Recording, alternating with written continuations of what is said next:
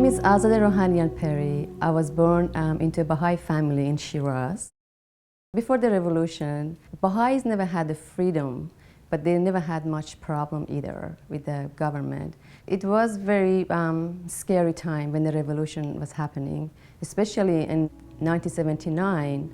They started burning the houses of the Baha'is in Iran. And one of my sister's house was burned. That morning, I remember that you see the smoke in the air.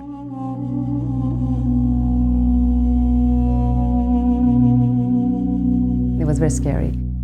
She and my another sister, they lost everything in the fire.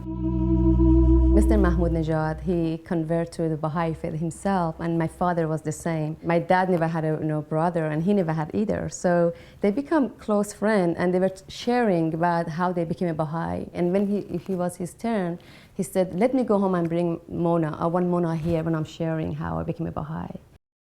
As he was sharing about how he became Baha'i, Mona was just pouring, crying so hard. And that night he couldn't take her back. She said, Mona slept over at our house. She said, I can't take her home. So Mona was so emotional to hear all this story, about her father. So this is a picture of my family and Mona's family. It was the first day of Nowruz. We had lunch at our house. And this is me and my mom. And this is Mrs. Mahmoud Nژاد, my father, my sister, Mona, my other sister, Mr. Mahmoud Nژاد, my brother, and that's my another sister. Mona was very beautiful, very kind. She always smiled.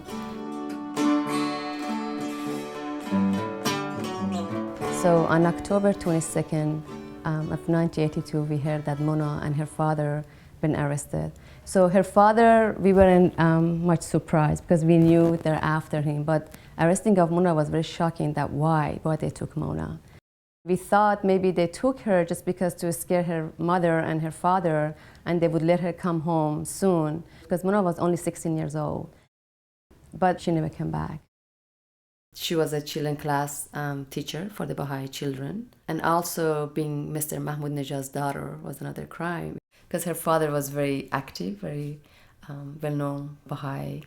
Mona had really the same quality as her father. She was very strong spiritually. One of our friends, he stopped and I sat in the car and he said, "Did you hear the news?" I said, "What?" He said, 3 people were executed in Shiraz last night. I said, "Do you know who they were?" And he mentioned the names, and as soon as I heard Mr. Mahmoud Nژاد, I was just shocked. On my 15th birthday, I was so excited because I was ready to declare to be a Baha'i. And then at that night, they executed 10 women, and Mona was alive.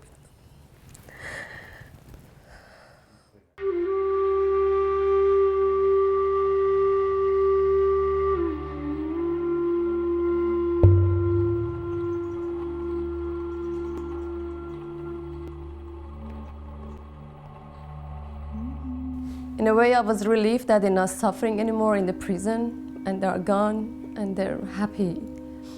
But it was very painful to lose them.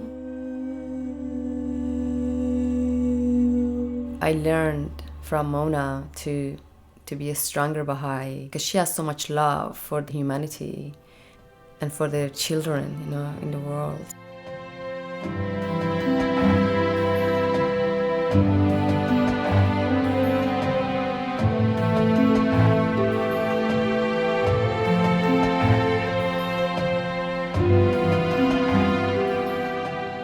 I knew Mona had so much passion. She was very happy of being a children class teacher.